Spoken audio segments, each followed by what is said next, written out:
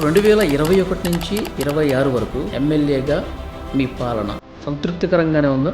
Not satisfied అండి. అంటే మీ చేతికి సంఖ్యలు వేసిన పరిస్థితి ఏమన్నా ఉందా? ఒకవేళ రాజకీయ నాయకులు మంచోళ్ళు చెడ్డోళ్ళు ఉన్నప్పటికీ కూడా సిస్టమ్ దాన్ని పని చేస్తుంది అని నమ్మాను. బట్ ఇక్కడ సిస్టమ్ కూడా ఫెయిల్.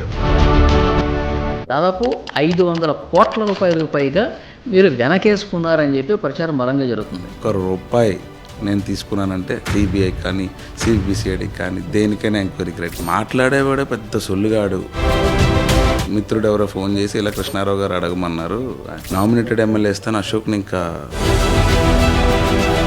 డబుల్ ఇంజిన్ సర్కార్, మరి ప్రాణం కూడా కాపాడుకోలేని పరిస్థితి. మా సీఎం ఈయనని ఒక తాళరేవులో ఒక యాక్సిడెంట్ అయితే మాట చెప్తే ముందు ట్రీట్మెంట్ స్టార్ట్ అయిపోతుంది, అంటే చూస్తానని చెప్పారు. అంత పొగరు. మల్లాడి కృష్ణారావు అనే వ్యక్తి ఎన్డీఏ గవర్నమెంట్లో ఒక క్యాబినెట్ ర్యాంక్లో నేను మంత్రి అని చెప్పుకున్నాడు లాస్ట్ 5 years. ఇప్పుడు గెలిస్తే చేస్తాననే దానికంటే లాస్ట్ 5 years పబ్లిక్ టైం ఎందుకు వేస్ట్ చేసినట్టు? ఇంకా ఈయన ఇప్పుడు 5 సంవత్సరాలు కూడా ఈయన ఉండటం వల్ల ఏమీ కాలేదు, ఈయనకే ఇచ్చేద్దాం అన్న ప్రమాదం లేదా? ఆ దరిద్రాన్ని 30 సంవత్సరాలు అనుభవిస్తుంది. ప్రజలకు ఏ కష్టం వచ్చినా శ్రీనివాస్ అశోక్ అసలు ఎక్కడున్నాడు అని ప్రశ్నించారు. చెప్పిన అబద్ధాన్ని 100 సార్లు చెప్తే నిజమైపోతుంది అనే భ్రమ ఎవరికి తెలుస్తుంది సార్? కృష్ణారావు రోజు ఫోన్ చేయను కదా నేను. ఒక శక్తివంతుడితో పెట్టుకోవచ్చు, బలవంతుడితో పెట్టుకోవచ్చు, ఓపికన్నోడితో మాత్రం పెట్టుకోకూడదు. ప్రజల నుంచి ఎలాంటి స్పందన వస్తుందండి? May 4 రిజల్ట్ వచ్చిన తర్వాత ప్రజలందరికీ కూడా పూర్తి స్వాతంత్రం రాబోతుంది. నమస్తే, వెల్కమ్ టు ఐ డ్రీమ్. నేను వలి. కేంద్రపాలిత ప్రాంతం పుదుచ్చేరి ఎన్నికలు జరుగుతున్నాయి. దీంట్లో యానాం అసెంబ్లీ నియోజకవర్గ పోరు రసవత్తరంగా జరుగుతోంది. నువ్వా నేనా అన్నట్లుగా జరుగుతున్నటువంటి పరిస్థితి మనకు కనిపిస్తుంది. 2 పార్టీలకు సంబంధించినటువంటి నాయకులు హోరాహోరీగా తలపడుతున్నారు. డోర్ టు డోర్ క్యాంపెయిన్ కూడా చేస్తున్నటువంటి పరిస్థితి ఉంది. అయితే కాంగ్రెస్ అభ్యర్థి గొల్లపల్లి శ్రీనివాస్ అశోక్ చాలా స్పష్టంగా ఈసారి కూడా విజయం నాదే అని ఘంటాపదంగా చెప్తా ఉన్నారు. ఆయన ధీమాకు కారణం ఏంటి? ఇవన్నీ కూడా వారి మాటల్లోనే తెలుసుకుందాం. ప్రస్తుతం నా ఎదురుగా ఉన్నారు, మాట్లాడదాం. నమస్తే అండి. నమస్తే. మీరు ప్రస్తుతం తాజా మాజీ ఎమ్మెల్యే. ఫలితాల తర్వాత ఆ మాజీ పోతుంది అనుకుంటున్నారా? మా మాజీకి పెట్టిన పేరండి అది, మాజీ అని చెప్పి. నేను తాజాగానే వెళ్తూనే ఉంటుంది నా బండి. ఎందుకంటే ప్రజలతోనే ఒక నమ్మకంతో ట్రావెల్ చేస్తున్నాం కదా, కాబట్టి మళ్ళీ తిరిగి ప్రజలు గెలిపిస్తారని ఖచ్చితంగా నమ్ముతున్నాం. మీరు ప్రచారం చేస్తూ ఉన్నారు, తిరుగుతూ ఉన్నారు, ప్రజల నుంచి ఎలాంటి స్పందన వస్తుందండి? మరి చెప్తే అది ఓవర్ కాన్ఫిడెన్స్లో ఉంటుందండి. May 4 రిజల్ట్ వచ్చిన తర్వాత ప్రజలందరికీ కూడా పూర్తి స్వాతంత్రం రాబోతుంది. దేని నుంచి అంటే ఈ ఎలక్షన్లో పూర్తిగా చెప్పాలంటే మీకు ఒక నియంత పాలనకి స్వేచ్ఛా స్వాతంత్రాలకి మధ్య జరుగుతున్న ఎలక్షన్ ఇది. కానీ బయట చూసేది మీకు ఒక 2 పార్టీలు 2 వ్యక్తులు ఒకరే కనబడతారు. మా దగ్గర మటుకు స్వేచ్ఛా స్వాతంత్రాలకి ఒక నియంత పాలనకి మధ్యలో జరుగుతుందని నమ్ముతున్నాను. అంటే ఇప్పటి వరకు మీరే కదా ఎమ్మెల్యేగా ఉన్నది, ఉన్నా కూడా అంటే పూర్తి స్థాయి స్వేచ్ఛ రాలేదా ఈ 5 సంవత్సరాల్లో? 50% వచ్చిందని నమ్ముతానండి. ఎందుకంటే ప్రజలు ఓటేసి ఒక మ్యాండేట్ ఇచ్చినప్పటికీ కూడా అంబేద్కర్ గారు రాసిన రాజ్యాంగం ఇక్కడ అమలు పరచలేదనేది నాది యానం ప్రజల నమ్మకం కూడా. ఓకే, 2021లో మీరు గెలిచిన తర్వాత అందరి చూపు ఒక్కసారిగా మారిపోయింది. అంటే ముఖ్యమంత్రి అభ్యర్థినే ఓడించారు, ప్రతి ఒక్కరు కూడా మీ గురించి మాట్లాడుకున్నారు అప్పుడు. సో ఇంకా చాలామందికి శ్రీనివాస అశోక్ గారి గురించి తెలియదు. అసలు ఆయన ఏంటి, ఎక్కడి నుంచి వచ్చారు ఏంటనేది ఒక్కసారి మనం క్లియర్గా రూట్ లెవెల్ నుంచి వద్దాం సార్. Okay sir. మీరు ఎక్కడ పుట్టి పెరిగింది? ఇక్కడ యానామేనా? నేను పుట్టింది ఇక్కడే, పెరిగింది మా అత్త వాళ్ళ ఇంట్లో అండి. మా ఫాదర్ ఆయన కంటెస్టెంట్ క్యాండిడేట్. అప్పుడు 2000లో he was actually contested against present. అప్పుడు ఒక బై ఎలక్షన్ వచ్చిందండి 2000లో. 9 months ఉన్నప్పుడు మల్లాడి కృష్ణారావు గారు రిజైన్ చేసి సీఎం క్యాండిడేట్ హైకమాండ్ నుంచి ఒక లెటర్ వస్తుంది కదా, అక్కడ 9 months ఒక సీఎంకి చేయాలని చెప్తే ఆయనకి 6 months సీఎం అయ్యి కంటిన్యూ చేస్తున్న ఒక నియోజకవర్గం కావాలి కంటెస్ట్ చేయడానికి. అప్పుడు ఈయన రిజైన్ చేసి యానం నా కాన్స్టిట్యున్సీ నుంచి కంటెస్ట్ చేయమని చెప్పి మల్లాడి కృష్ణారావు గారు ఆయన తీసుకొచ్చి ఇక్కడ పెట్టారు. అప్పటికి మా ఫాదర్ కాంగ్రెస్లో ఉన్నారు. ఓకే, ఆయన సొంత గురువు, మా ఫాదర్ సొంత గురువు షణ్ముగం గారు వచ్చి మా ఫాదర్ పైన కంటెస్ట్ చేయడం, దట్టు అవుట్ ఆఫ్ యానం నుంచి వచ్చి ఆయన చేయడం యానం ప్రజలకు కానీ ఎవరికి ఇష్టం లేదు. ఓకే. సో అప్పటికి వర్క్ చేసుకుని 9 months నెక్స్ట్ జనరల్ ఎలక్షన్లో మా ఫాదర్ కంటెస్ట్ చేద్దామని రెడీగా ఉన్నప్పటికీ 9 months ముందు ఈయన రావడం అనేది కరెక్ట్ కాదని చెప్పి సొంత గురువు షణ్ముగం గారి పైనే మా ఫాదర్ బీజేపీలోకి వెళ్ళి కంటెస్ట్ చేశారు. వెరీ నేరో మార్జిన్తో ఓటం చెందారు. Okay. And again next 2001 general ఎలక్షన్లో కృష్ణారావు గారి దగ్గర ఇంకా నేరో మార్జిన్తో మళ్ళీ ఓడిపోయారండి. ఓకే. ఆ తర్వాత ఇంకొక 2 months 3 months ఎలక్షన్ ఉందనగా నెక్స్ట్ జనరల్ ఎలక్షన్ మా ఫాదర్ ఏ సంవత్సరం ఉండేది? 2005-06 ఆ టైంలో. 2006 అనుకుంటే. సో ఆ టైంలో మా ఫాదర్ హార్ట్ స్ట్రోక్తో గౌతమి ట్రైన్లో ముందే ఎలక్షన్ 2-3 months ముందు 2-3 months ముందే. ఓకే. అప్పుడు చనిపోయారండి. అప్పుడు 2001లో జరిగింది. మళ్ళీ 2021లో నేను యానం పాలిటిక్స్లోకి రావడం జరిగింది. నేను మొదలుపెట్టింది నమస్తే యానం అనే ఒక ప్రోగ్రాంతో ప్రజలందరికీ కూడా ఏదో నేను కోరుకుని రాలేదు, ఎక్స్పెక్ట్ చేసి రాలేదు. ఇక్కడ ఉన్న పరిస్థితులు నాకు చెప్పారు. చెప్తే నేను కరోనా టైంలో ఒక రైస్ ఇచ్చాను. పబ్లిక్ అందరూ కూడా అప్పుడు సోను సూద్ గారు అలా చాలామంది సెలబ్రిటీస్ అందరూ ఇస్తున్నారు కదా, మన ఊరికి మనం ఏం చేస్తే బాగుంటుంది అని చెప్పి ఒక 5 tons ఆఫ్ రైస్ నేను ఇచ్చాను. అప్పుడు కోవిడ్లో అంతా లాక్ అయిపోయి ఉండేది. సడన్గా నేను రైస్ ఇస్తే అక్కడ ఉన్న మాకు రీజనల్ అడ్మినిస్ట్రేటర్ అంటారు, కలెక్టర్, సో డిప్యూటీ కలెక్టర్ లాగా అనమాట, ఆయనకి ఇస్తే కృష్ణారావు గారు అది పబ్లిక్కి చేరకుండా లాక్ చేసి పెట్టాడు. అప్పుడు నేను I was nothing, I'm nowhere belonged to this place. అప్పుడు ఎందుకని ఆ రోజు అట్లా చేశారు? ఏమో మరి ఏమో మంచి పేరు వచ్చేస్తుందేమో అని. ఓకే.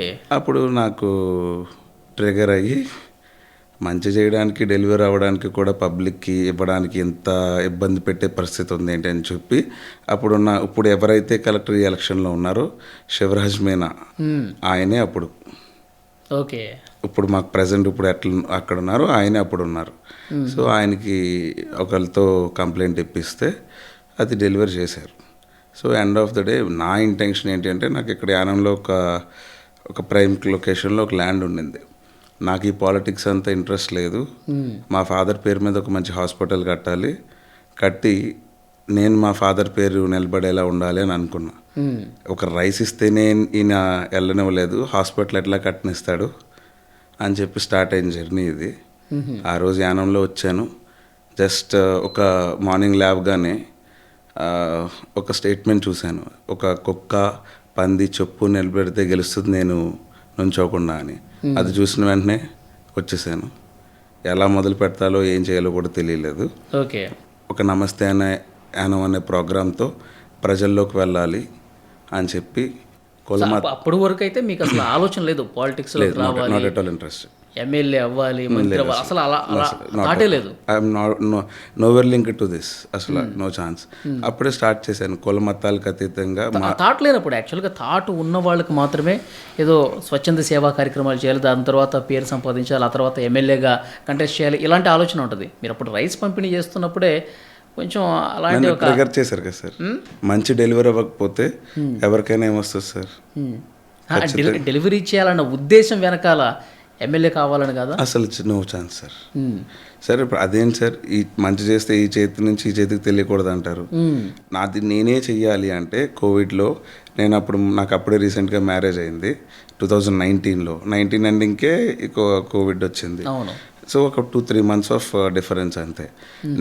మీరు చెప్పినట్టు నేను పాలిటిక్స్లోకి ఇంట్రెస్ట్ ఉండాలంటే నా చేతుల మీద ఇవ్వాలనుకుంటాను కదా. ఎక్కడో ఒక లారీ టన్ ఆఫ్ రైస్ పంపించి నేను వాళ్ళకే డెలివరీ అయితే చాలని ఎందుకు అనుకుంటాను? ఓకే. మీ క్వశ్చన్కి ఎంతకంటే మంచి ఆన్సర్ అయితే ఉండదు మరి నాకు తెలిసి. సో ఇక్కడ ఆ రోజు నమస్తే యానం ప్రోగ్రామ్ స్టార్ట్ చేసినప్పటికీ కూడా ఒకటే అండి, ఎలక్షన్స్ వస్తున్నాయని కూడా నాకు తెలియదు అసలు. అప్పటికి ఇంకా ఎలక్షన్స్ హడావిడి కూడా లేదు. ఒక నమస్తే యానం మనం ఒక పాంప్లెట్ తీసుకుని మా ఫాదర్ ఫోటో, నా ఫోటో పెట్టి కుల మతాలకు అతీతంగా మార్పే లక్ష్యంగా కలిసిద్దాం అని చెప్పి ఒక ట్యాగ్ లైన్ స్టార్ట్ చేశాను. అప్పుడు ఏంటి ప్రజల రియాక్షన్? అసలు మీరు ఎవరు తెలియదు కదా. నేనంటే ఒకటే అనుకున్నాను సార్. నేను వచ్చిన తర్వాత ఇక్కడ నేను అబ్జర్వ్ చేసిన పాయింట్ ఆఫ్ వ్యూ ఏంటి అంటే, ప్రతి ఒక్కరికి భయం, బయటికి రావడానికి, మాట్లాడడానికి ఒక యూత్ ఇప్పుడు 30 years నుంచి అతను ఉన్నప్పుడు యువతల పక్కన కాంపిటేటరే లేడు ఈయనకి. నేను జర్నీ స్టార్ట్ చేసినప్పుడు నేను ఫైండ్ అవుట్ చేద్దాం అనుకుంది ఏంటి అంటే కాంపిటేటర్ నేనా ఇంకొకరా అని కాదు. ఫస్ట్ ఆఫ్ ఆల్ మా నాన్నకి ఇక్కడ ఒక ప్లాట్ఫామ్ ఉంది. మా ఫాదర్ జెండా పట్టుకుని ఆయన జెండా పట్టుకున్నారని చెప్పి 20-30 సంవత్సరాలని 25 సంవత్సరాల నుంచి వాళ్ళకి ఒక పట్టా ఇవ్వకుండా, ఒక రేషన్ సరిగ్గా అందనివ్వకుండా, ఒక పెన్షన్ ఇవ్వకుండా ఎన్ని కుటుంబాలని ఇతను నాశనం చేశాడో చూశాను. చూసిన తర్వాత నాకేమనిపించిందంటే ఖచ్చితంగా మనిషి అనేవాడు ఎక్కడైనా కూడా కాంపిటీషన్ అనేది ఉంటుంది. బట్ ఈ ఊర్లో ఎందుకు లేదు, ఎందుకు లీడర్స్ తయారవ్వలేదు అనే దగ్గర నా పాయింట్ ఆఫ్ థింగ్ స్టార్ట్ అయింది. అప్పుడు నేను నమస్తే అనే ప్రోగ్రామ్ స్టార్ట్ చేసినప్పుడు మా నాన్న నేను వాళ్ళ అబ్బాయినే పరిచయం చేసుకున్నాను తప్ప నేను రాజకీయాల్లో ఉంటాను. ఒక ఓటర్కి అట్లా ఒక్కొక్క అడుగు వేసుకుంటూ పరిచయం చేసుకుంటారు. ఓటర్ కాదు కదా సార్, అప్పుడు ఎలక్షన్ హడావుడు కూడా కాదు, ప్రజలు అంతే. నేను ఒక 27 ఏళ్ళ కుర్ర ఉన్నప్పుడు ఓకే, అంతే తప్ప ఓటర్ని కూడా డిసైడ్ అవ్వడానికి అది ఎలక్షన్ కోడ్ ఆఫ్ కాండక్ట్ లేదు, ఏం లేదు. అప్పటికి ఇంకా 6-7 months గవర్నమెంట్ ఉండింది. అప్పటికి నేను వీళ్ళ అబ్బాయిని మిమ్మల్ని కలుద్దామని వచ్చాను అని అంతే మాట్లాడాను, ఇంకేం మాట్లాడలే. ఓకే, బట్ వాళ్ళ మాటలు నమస్తేనం ఈ పాదయాత్ర లాంటి దాంట్లో ప్రతి ఇంట్లో 20 minutes ఉన్నాను. ప్రతి ఇంట్లో నాతో మాట్లాడాలంటే తలుపులు వేసుకునేవారు, పక్కకు తీసుకెళ్ళి లోపల నువ్వు ఉండు బాబు మాకు అనేవారు. అటువంటి పరిస్థితులన్నీ చాలా చూశాను. ఎవరైనా చూసేస్తారేమో, గోడలు వినేస్తాయేమో అనే సిచ్యువేషన్స్ గమనించాను. అప్పుడు నాకు ఎవరైనా ప్రత్యర్థితో కొంచెం చనువుగా ఉన్నా వాళ్ళకి ఇబ్బంది అవుద్దని చెప్పి భయపడుతున్నారు అన్నమాట. అసలు డోర్సే ఓపెన్ చేయేవారు కాదు సార్. ఒకవేళ చేయాల్సిన పరిస్థితి లోపల తీసుకెళ్ళి సింగిల్గా నాతోనే మాట్లాడేవారు. ఓకే, అదే పరిస్థితి చూశాను. సో అక్కడ స్టార్ట్ అయింది నా జర్నీ. అప్పుడు ఏమనిపించింది అంటే ప్రతి చోట యూత్కి ఒక భరోసా ఉండాలి. ఎందుకంటే మా నాన్న నాకు ఒక ప్లాట్ఫామ్ ఇచ్చాడు, అది నాకు ఉపయోగపడకపోయినా యానానికి ఉపయోగపడాలి అని చెప్పి ఖచ్చితంగా ఒక నమ్మకం ఉంటుంది. ఒక కుటుంబం అంటే ఒక మంచి తనయుడు వాళ్ళ అబ్బాయి అంటే ఆ ప్లాట్ఫామ్ ఎవరికైనా ఉపయోగపడాలని చెప్పి ఐ స్టార్టెడ్ జర్నీ. ఓకే, ఈ జర్నీలో నేను నమస్తే యానం కంప్లీట్ అయ్యే టైంకి గవర్నమెంట్ డిజాల్వ్ అయిపోయింది, ఎలక్షన్ కోడ్ వచ్చేసింది. దెన్ ఐ టోల్డ్ దట్ నాకు అర్థం కాలే. ఇంకొక 2 houses ఉన్నాయి కొత్తపేటలో ఒక ఏరియాలో, అది చేస్తే నాకు కంప్లీట్ అయిపోయింది నమస్తే ప్రోగ్రామ్ యానం మొత్తం. అప్పటికి code of conduct government dissolve అయిపోయి ఇది వచ్చింది. ఓకే, నేను ఇంటికి వెళ్ళి మా చిన్నాన్న వీళ్ళందరితో మరి ఇప్పటికే క్యాండిడేట్ని మనం వెతుక్కోవాలి కదా, నేను అంతా రెడీ చేసి పెట్టాను, హూ ఇస్ ద క్యాండిడేట్ అంటే నాకు అప్పటి వరకు నాతో తిరిగిన ప్రతి ఒక్కళ్ళు ఎవరో క్యాండిడేట్ అయితే ఎందుకు, నువ్వైతేనే చేస్తాం లేకపోతే చేయవని చెప్పారు సార్. అప్పుడు నా స్ట్రీమ్ నేను మార్చుకుని నా జీవితాన్ని నేను ఎక్కడి నుంచి మొదలు పెట్టాలని అర్థమైంది. సో అప్పటికి తెలీదు నేను గెలుస్తానా ఓడిపోతానా అనే దానిపైన నాకు లేదు, బట్ వాళ్ళ వెనకాల నిలబడాలనేది నిశ్చయించుకున్నాను. ఈ ట్రావెలింగ్లో సడన్గా ఒకరోజు ఎట్లా కంటెస్ట్ చేస్తావు అన్నారు. మా ఫాదర్ బీజేపీ పార్టీ, అప్పుడు ఆయన క్లోజింగ్ టైం వరకు, ఆయన చనిపోయే వరకు అక్కడే ఉన్నారు. బీజేపీతోనే ప్రయాణం చేయాలని చెప్పి నమ్మినప్పటికీ కూడా లాస్ట్ మినిట్లో అది అలయన్స్లోకి వెళ్ళిపోయింది. ఇండిపెండెంట్గా కంటెస్ట్ చేశాను. అండ్ సడన్గా తెలీదు మల్లాడి కృష్ణారావు గారు మొదటిసారి మీరు పోటీ చేసింది ఇండిపెండెంట్గా సార్. నామినేషన్ వేసేటప్పుడు ఏమనిపించింది అంటే నేను చెప్పేది మెయిన్ పాయింట్ ఏంటంటే సార్, అక్కడ ఉన్న విషయం ఏంటి అంటే నేను పోటీ చేస్తున్నానని అనుకోలేదు, ఒకరి మీద పోరాడుతున్నాను, వీళ్ళ కోసం ఒకరు నిలబడుతున్నాడు అని అనుకున్నాను అంతే. అది గెలుపా ఓటమా నాకు తెలీదు.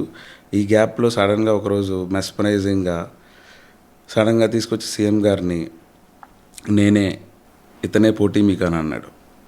వెంటనే సెన్సేషన్ అయిపోయాను పబ్లిక్లో. అప్పటికే నేను ప్రతి వ్యక్తిని కలిసి ఉన్నాను, ప్రతి వ్యక్తితో ఉన్నాను కాబట్టి ప్రతి ఒక్కరూ కూడా నన్ను ఆదరిస్తారనే నమ్మకం నాలో ఉంది. అప్పుడు మళ్ళీ పరిగెట్టాను సార్ రెండోసారి, నేను ఉంటాను ఈసారి మీతో అని. అతి తక్కువ టైంలో, నాట్ ఈవెన్ ఆయన చెప్తాడు మల్లాడి కృష్ణారావు గారు, నా డేట్ నాకు తెలియదు ఎన్ని రోజుల్లో గుర్తులేదు, ఆయనే చెప్తాడు ఇన్ని రోజుల్లో వచ్చి నువ్వు ఎమ్మెల్యే అయిపోయావని.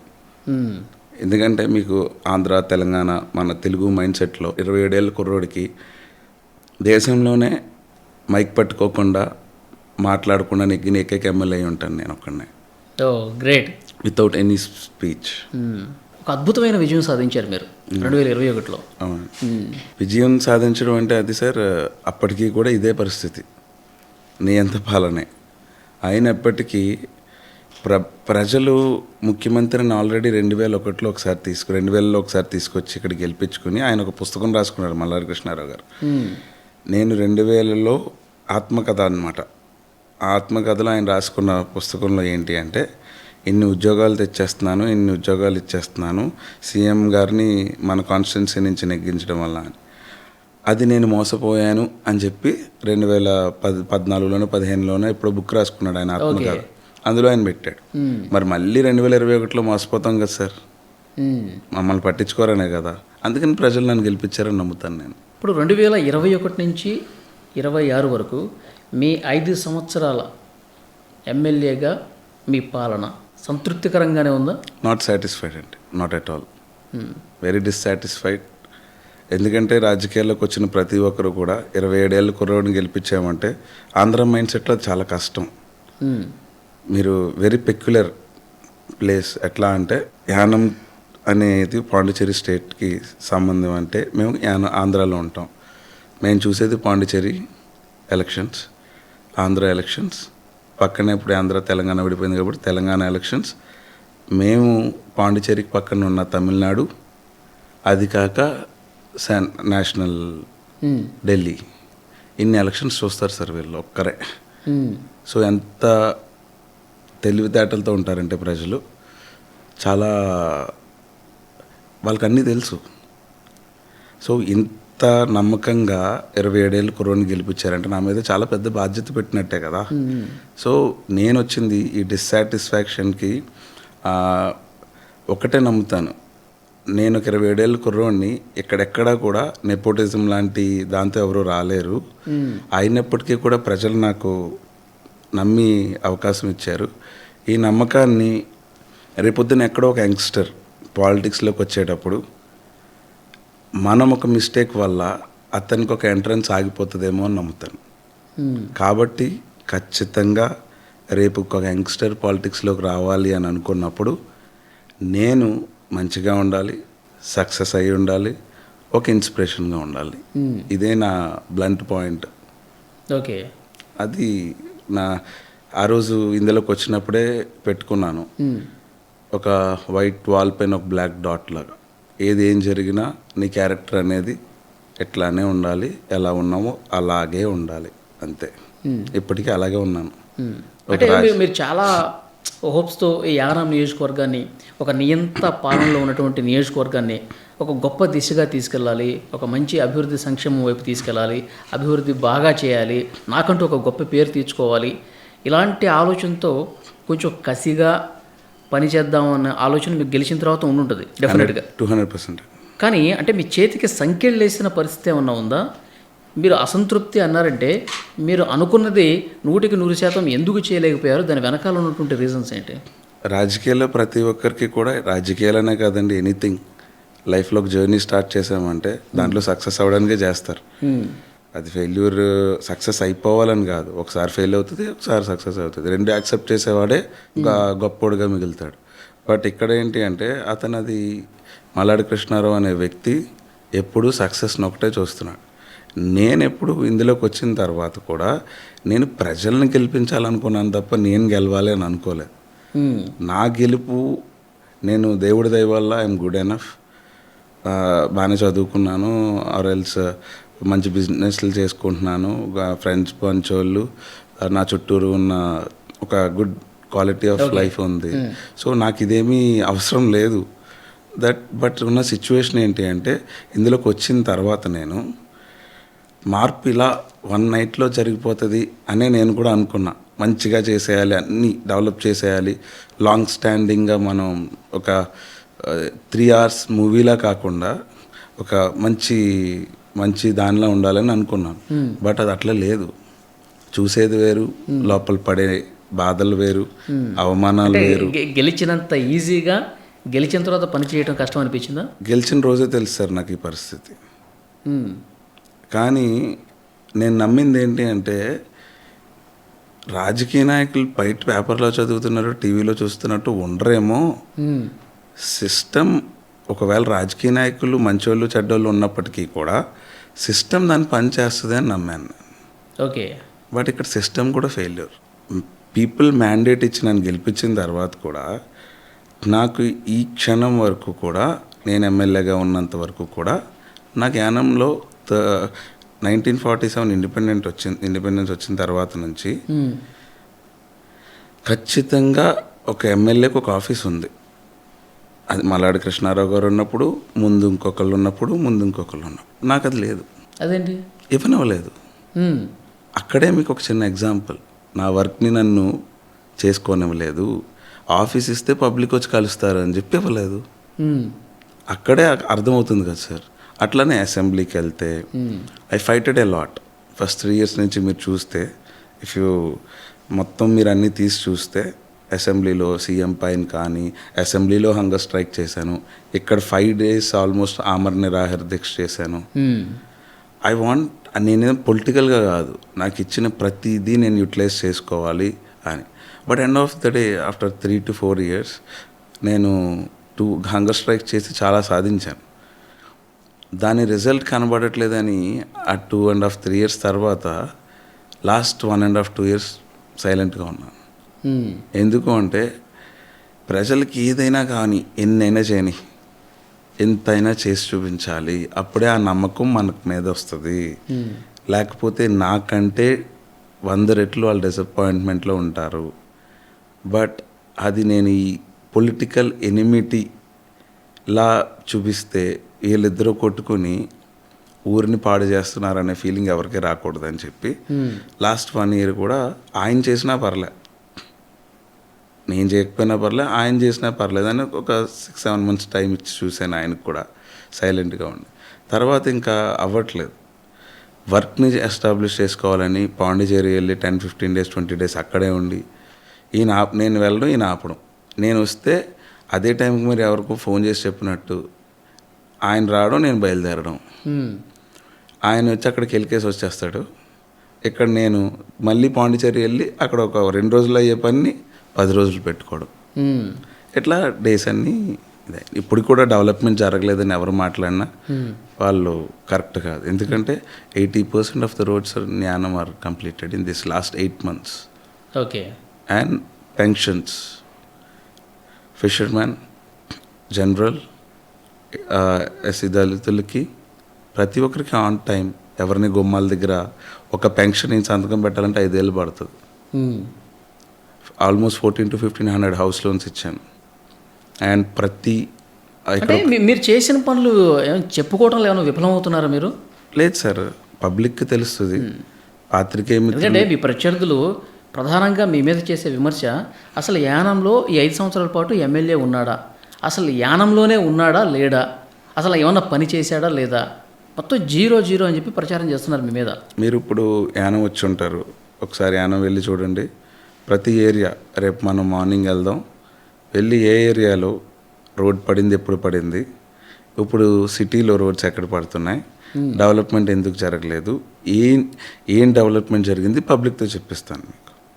కానీ నేనేం నమ్ముతాను అంటే మనం స్టార్ట్ చేసేటప్పటికి లాస్ట్ 8 months ప్రతిదీ ప్రోడక్ట్ డెలివర్ అవ్వడానికి, అప్పటి వరకు ఆన్ పేపర్ పబ్లిక్ చాలామంది ఎంప్లాయీస్ ఇందులో ఆయన వైపు ఉన్న వాళ్ళు కూడా డైవర్ట్ చేస్తూనే వచ్చారు మమ్మల్ని, అదని చెప్పి ఇదని చెప్పి.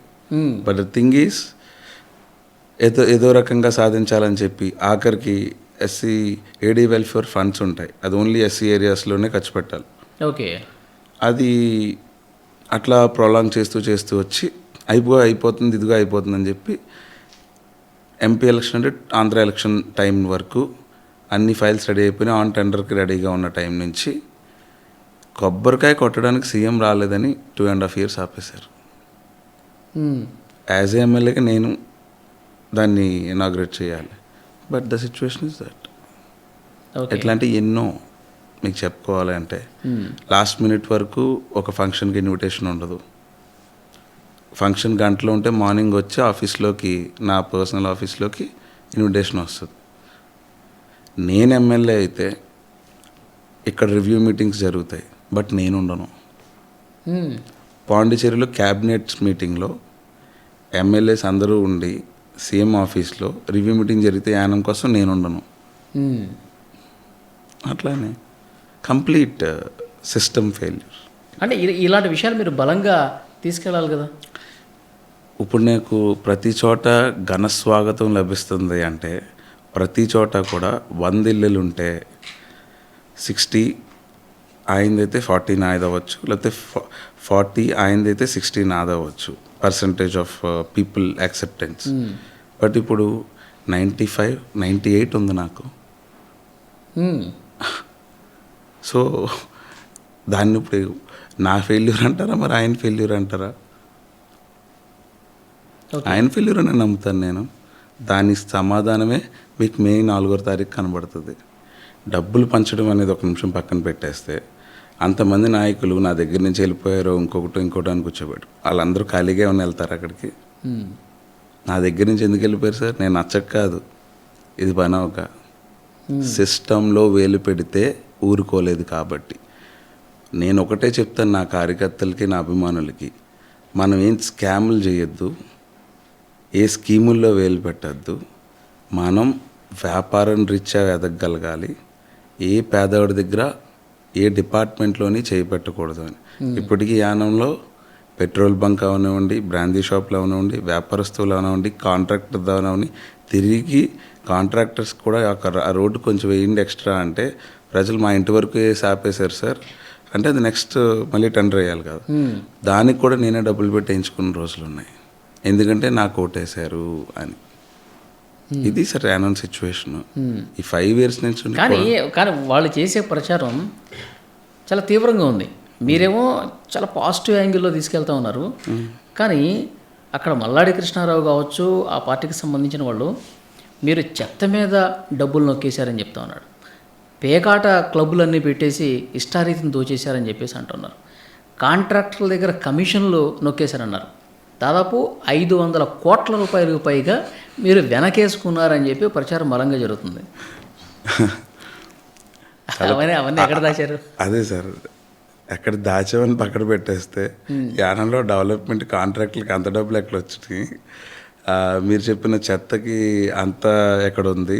నెంబర్స్ అట్లీస్ట్ పోనీ మీరు తీసుకుని, ఆయనకి అలవాటు ఎట్లా అంటే 1,00,000 కోట్ల 10,000 రూపాయలు 200 పైసలు ఇలా చెప్పేస్తాడు. పబ్లిక్ అతను కూడా ఎలా అంటే వెంటనే చప్పట్లు ఇలా కొట్టేసి ఎగిరేసిపోయే జనం ఉన్నారు, అలా నడిపేస్తూ వచ్చాడు. బట్ మీరు చెప్పిన దానికి ఇన్ డీటెయిల్గా చెప్తాను. చెత్త HR² అనే కంపెనీ వచ్చిందండి నేను గెలిచిన కొన్ని రోజులకి. ఎందుకంటే 20 సంవత్సరాల నుంచి ఇది old age home, Yanam old age home అని చెప్పి ఆయనే చెత్త ఎత్తడానికి తీసుకున్నారు కాంట్రాక్ట్. అప్పటి వరకు యానంలో నేను నెగ్గే వరకు కూడా ఇది ఫ్రీగా చేస్తుందేమో సంస్థ అనుకున్నాను. బట్ మేము వచ్చిన తర్వాత దీనికి నెలకి సుమారు 13 నుంచి 20 లక్షల వేలకు పే చేస్తున్నారని మాకు తెలియదు. ఆ తర్వాత అప్పుడున్న చీఫ్ సెక్రటరీ గారికి నేను కంప్లైంట్ ఇస్తే, సార్ ఇది ఇట్లా జరుగుతుంది, దీన్ని ఓన్లీ సిటీలోనే చేస్తున్నారు ఇది అని చెప్పి మొత్తం వాళ్ళు ఒక పెద్ద ప్రాజెక్ట్ ప్రిపేర్ చేసుకున్నారు. అప్పటికే ప్రాజెక్ట్ ప్రిపేర్ చేసుకుని వాళ్ళు ఇది డోర్ టు డోర్ కలెక్షన్ చేయాలని చెప్పి పాండిచేరిలో కానీ యానంలో కానీ మాహే అని చెప్పి అక్కడ మొత్తం అన్ని రీజన్స్కి ఒక కొత్త ప్రాజెక్ట్ని తెచ్చుకున్నారు. తెచ్చుకునేటప్పటికి ఆ HR² అనే కంపెనీకి టెండర్ వచ్చింది. ఆ టెండర్ వచ్చిన తర్వాత ఆ టెండర్ ఎవరో హైదరాబాద్లో ఉన్న వాళ్ళు వేసుకున్నారు. వాళ్ళు వచ్చి ఎంత ఎక్సలెంట్గా చేశారంటే 1 year యానం ప్రజలు ఆశ్చర్యపోయి ఇట్లుంటుందా వర్క్ వీల్ది అనే స్థాయికి క్లాప్స్ కొట్టి ప్రతి ఒక్కరు అప్రిషియేట్ చేసే పరిస్థితి వచ్చింది. బట్ అది ఎట్లా డిట్రాయిట్ అయిపోయిందంటే స్లోగా అందులో ఏంటి అంటే ఒక 120-130 మెంబర్స్ క్లీన్ చేసేవాళ్ళు, దానికి సూపర్వైజ్ చేసేవాళ్ళు వీళ్ళు ఉంటారు. ఆ కంపెనీ యానం వచ్చింది కాబట్టి మేమేం అడుగుతాం యాజ్ ఎమ్మెల్యే, మాకు కూడా ఉన్న కార్యకర్తలు వాళ్ళు లేని వాళ్ళని వీళ్ళని పెట్టుకోండి అని చెప్తాం కదా. అది కాస్త 1 year అయిపోయిన తర్వాత ఇందులోనే ఒక అతను వాళ్ళలో నుంచి యానం నుంచి ఒకరు ఉంటే ఒక డూప్లికేట్ కంపెనీ కింద దీనికి పేరు తీసి ఈ ఫండ్స్ వచ్చేవన్నీ కూడా దానికి ట్రాన్స్ఫర్ చేసుకోవడం. దీంట్లో చాలా బాగా చేశారు వర్క్. ఆ 1 year అయిన తర్వాత ఈ విషయాలన్నీ మాకు తెలిసినాయి. తెలిసేటప్పటికి ఇది కరెక్ట్ కాదు కదా అని చెప్పి నేను ఆ ఓనర్ గారికి కాల్ చేసి, సార్ అంతా ఓకేనా ఏంటి అంటే, లేదు సార్ వర్క్ మీరే చేసుకుంటున్నారంట కదా. నాకు సంబంధం ఏంటి సార్, అది మీ కంపెనీ, అది నాకేం సంబంధం అని చెప్పి. లేదు సార్ మీ వాళ్ళే ఎవరో మీకు ఇంతకీ వీళ్ళ కంపెనీలో ఒక అతను ఇక్కడ ఒక అతను కలిపి అదో డ్రామా నడిపారు. ఓకే. అది దానివల్ల నేను తెలిసి నవ్వుకొని, సరే సార్ మీరు మంత్లీ పేమెంట్స్ ఇవ్వాలి, వీళ్ళు కూలి పనికి వెళ్ళే వాళ్ళు, ఇట్లా మీరు 2 monthsకి 3 monthsకి ఇస్తే వాళ్ళకి ఫుడ్ ఎట్లా అవుతుంది అని చెప్పి నేను చాలా బాధపడిపోయాను. సార్ అట్లా కాదు సార్, పేమెంట్స్ ఇవ్వట్లేదు, మంత్లీ పేమెంట్స్, దానికి 25 lakhs to 30 lakhs ఖర్చు అయిపోతుంది శాలరీస్కే అని చెప్తే, సరే సార్ నేను ఇస్తాను, నేను సపోర్ట్ చేస్తాను అది వచ్చే వరకు అని చెప్పి తల మీద పెట్టుకున్నా. ప్రతి మంత్ అదేదో నాకు చాలా ఎక్స్ట్రా బర్డెన్లో ఉండేది, 25 to 30 lakhs ఎవ్రీ మంత్. అది ఎప్పుడు రిటర్న్ అవుతుంది, వాళ్ళకి బిల్ పేమెంట్ అయినప్పుడు. ఓకే. అలా 6 months 1 year హోల్డ్ అయిపోయింది. అట్లా మనకేంటి, యానం డెవలప్మెంట్ బాగుండాలి, వీళ్ళకి టైంకి శాలరీస్ రావాలి అనే కాన్సెప్ట్లో తప్ప దాంట్ నుంచి ₹1 నేను తీసుకున్నానంటే ఏదైనా దేనికైనా సిబిఐ కానీ సిబిసిఐడి కానీ దేనికైనా ఎంక్వైరీకి రెడీ, ఈడీ ఎనీథింగ్. అంటే ఇంత పర్ఫెక్ట్గా ఎందుకు మీరు ఎక్స్ప్లెయిన్ చేయలేకపోయారు, ప్రజలకి వివరించలేకపోయారు? సార్ పిచ్చుకుక్క ఇష్టం వచ్చినట్టు మురుగుతుంది సార్. మనం ఒక రాయిబడ్డ తీసి కొడతాం అంతే. మాట్లాడేవాడే పెద్ద సొల్లుగాడు. పొద్దున్న లెగిస్తే అతను ఒక అబద్ధాల కోరి ఇంకెట్లా అంటే అతను ఒక భయాన్ని సృష్టించి అతను సడన్గా ఒక మర్డర్ చేసినా కూడా అతను కూడా కార్యకర్తలు చేయలేదంటే చేయలేదంటారు. అది పరిస్థితి అక్కడ. ఇప్పుడు నేను పబ్లిక్ ఇది చెప్పడానికి ఖచ్చితంగా ఒక 60 days యానంలో చెత్త కుప్పమయం జరిగింది. యాక్చువల్గా కూడా సిస్టమ్ అనేది ఉంటే నాయకులు ఫెయిల్యూర్స్ ఓకే, సీఎం ఫెయిల్యూరు, నేను ఫెయిల్యూరు, మల్లాడి కృష్ణారావు ఫెయిల్యూరు అనుకున్నాం. సిస్టమ్ పనిచేయాలి కదా సార్. ఒక కలెక్టర్ ఉంటాడు, ఒక చీఫ్ సెక్రటరీ ఉంటారు, ఇలా ఒక సిస్టమ్ ఉంది కదా. ఒక చోట ఇబ్బంది వస్తే నాయకులు ఇంట్లో బొబ్బు ఉన్నా వీళ్ళు చేస్తారు కదా, పాలిస్తారు కదా. వీళ్ళు సిస్టమ్ ఏంటి, వాళ్ళకి శాలరీస్ దేనికి. 60 days వరకు యానాన్ని మొత్తం చెత్తమయం చేశారు. ఒక్క నిమిషం నేను పాండిచేరి 2 బస్సులు జనాన్ని తీసుకెళ్తే ఇక్కడ కనకాలపేటలో ఉన్న డంపింగ్ యార్డ్ తీసి నేను ఎక్కడ బస్సు దిగుతుంది అనేటప్పటికి అక్కడ నుంచి కలెక్టర్ ఇక్కడ ఫ్లైట్లో దిగాడు. మరి 60 days ముందే చెత్తమయం అవ్వకుండా ఉన్నప్పుడు సిస్టంలో 1 week హోల్డ్ చేస్తారు, 60 days హోల్డ్ చేయరు కదా. నేను బస్సు వేసే వరకు కూడా వాళ్ళు ఇక్కడికి రాలేదంటే, బస్ కేసు తీసుకుని వెళ్ళే వరకు వాళ్ళు ఇక్కడ రాలేదంటే కావాలని చేసినట్టే కదా. ఓకే. సో ఇటువంటివి 100 నా మీద బ్యాడ్ ప్రాపగండా చేయడానికి గవర్నమెంట్ని అడ్డం పెట్టుకుని, సిస్టమ్ని అడ్డం పెట్టుకుని మొత్తం ఒక చూశారు. ప్రజలు ఇవన్నీ గమనిస్తున్నారు కాబట్టి ఈరోజు నా వైపు ఉన్నారు. అండ్ నేను ఇంకా పేకాట మీరు చెప్పిన ఈ అభివృద్ధి నేను చేయలేదు సార్, మిగతా ఏమీ నేను చేయలేదు, ఓన్లీ ప్యాకెట్ నేను చేయగలిగాను సార్. అదే కదా వాళ్ళు చెప్పేది. అదే సార్, ఇవన్నీ నేను చేయలేకపోతున్నాను. నాకు ఒక గన్మ్యాన్ ఇవ్వరు, నాకు ఒక పర్సనల్ కార్ ఇవ్వరు, గవర్నమెంట్ నుంచి వచ్చేది ఒక ఆఫీస్ ఇవ్వరు, సిస్టంలో అభివృద్ధి చేయడానికి ఛాన్స్ ఇవ్వరు, ప్యాకెట్కి మాత్రం అవకాశం ఇస్తుంది గవర్నమెంట్. మీరు సిస్టమ్ ఫెయిల్ అయిపోయింది, అసలు ఎవరు పట్టించుకున్న పరిస్థితి లేదు, అధికారులు కూడా పూర్తిగా చిన్నచూపు చూసే పరిస్థితి ఉంది, ఇవన్నీ చెప్తా ఉన్నారు కదా. సిస్టమ్ ఫెయిల్ అయినప్పుడు న్యాయస్థానాలు పనిచేస్తాయి సార్. మీరు న్యాయస్థానాన్ని అప్రోచ్ అవ్వాలి. ఒక శాసనసభ్యుడిగా నాకు రావాల్సినటువంటి హక్కులు అధికారాలు నాకు ఉంటాయి కదా అని మీరు ఎందుకు మీలో మీరే మాట్లాడేసుకుంటే పని అవుతుందా? ఈరోజు సార్ రాజకీయాలు అంటే ఎట్లున్నాయంటే, ఇప్పుడు కోర్టులకు వెళ్ళి సాధించుకుంటే ప్రజల మ్యాండేట్కి విలువ లేనప్పుడు కోర్టులో ఒక కేసు వేస్తే ఎన్ని సంవత్సరాలు పడుతుంది సార్ చెప్పండి. మీకు ఇన్ టైం ఈరోజు ఒక చోట క్రైమ్ జరిగింది, ఒక చోట మర్డర్ జరిగింది, ఒక చోట రేప్ జరిగింది, దానికి ఇన్స్టెంట్గా ఈ 5 years టెన్యూర్లో నా పర్టికులర్ టైమే తీసుకుందాం.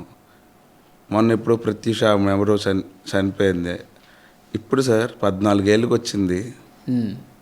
అర్థమైందా మీకు? మన జ్యుడిషియల్ సిస్టమ్ కూడా ఇట్లా ఉండింది. దాంట్లో ఒక శాసనసభ్యుడిగా నా చేతులారా నేను ప్రజలకి నాకు ఓటేశారు, అది వాళ్ళ పాపంలా ఫీల్ అవ్వకూడదు కాబట్టి నా చేతులారా ఫినాన్షియల్గా కానీ ఏదైనా గవర్నమెంట్ సైడ్ నుంచి వాళ్ళకి వచ్చేవి కానీ అతన్ని ఎంటర్ అవ్వనివ్వకుండా ఎంతవరకు చేయగలనో అంతవరకు చేసుకుంటూ వచ్చాను. సార్ ఒక విషయం ఏంటంటే జనం ఎలా ఆలోచిస్తారు, ఇప్పుడు మీరు పర్సనల్గా ఎన్ని ఇబ్బందులు పెడుతున్నారు అనేది ప్రజలకు అవసరం లేదు. మిమ్మల్ని ఎంత ఇబ్బంది పెడుతున్నారు, మీరు చేసే పనులను ఎట్లా అడ్డుకుంటున్నారు, మీరు పని చేయనిస్తున్నారా లేదా, మీకు గన్మెన్ ఇస్తున్నారా లేదా, మీరు డబ్బులు తీసుకురావడంలో ఎవరన్నా అడ్డుకుంటున్నారు, ఇవన్నీ చూడరు సార్. ఫైనల్గా మీరు నియోజకవర్గానికి ఏం చేశారు, ఎగ్జాక్ట్లీ ఎమ్మెల్యే సరిగ్గా పని చేశాడు లేదా. అందుకే కదా సార్ లాస్ట్ 1 year కామ్గా ఉన్నానని చెప్పాను ఇందాక మీకు. లాస్ట్ 1 year పొలిటికల్ ఎనిమిటీ, మేమిద్దరం ఏదో మాట అనుకుని ఊరిని పాడు చేస్తున్నారు ఫీలింగ్ వాళ్ళకి రాకూడదని చెప్పే నేను లాస్ట్ 1 year నుంచి కూడా May 16 కోడ్ ఆఫ్ కాండక్ట్ వచ్చే వరకు కూడా రోడ్స్ శంకుస్థాపన చేస్తున్నాను. అవి ఎంతవరకు అయినాయి చూస్తున్నాను. డెవలప్మెంట్ కాంట్రాక్టర్స్ బిల్ అవుతుందా లేదా చూస్తున్నాను. ప్రోడక్ట్ అంటే అది ఎనీవేర్, అది పెన్షన్ అవని, రోడ్ అవని, పబ్లిక్కి డెలివరీ అయిందా లేదా అనే దానిపైనే ఫోకస్ చేశాను. మీరు చెప్పిన ప్రతిదీ కూడా ఈ 5 yearsలో నేను చేయలేకపోయిండుంటే చాలా ప్రశ్నలు. పెన్షన్స్ ఎవరి దగ్గరికి వెళ్ళారు, గుమ్మాలు దెక్కేశారా?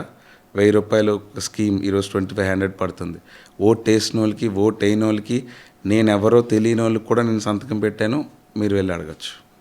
అట్లానే హౌస్ లోన్స్, అట్లానే నేను పట్టాలు ఇద్దాం అనుకుని చెప్పాను. ఇదే గవర్నమెంట్లో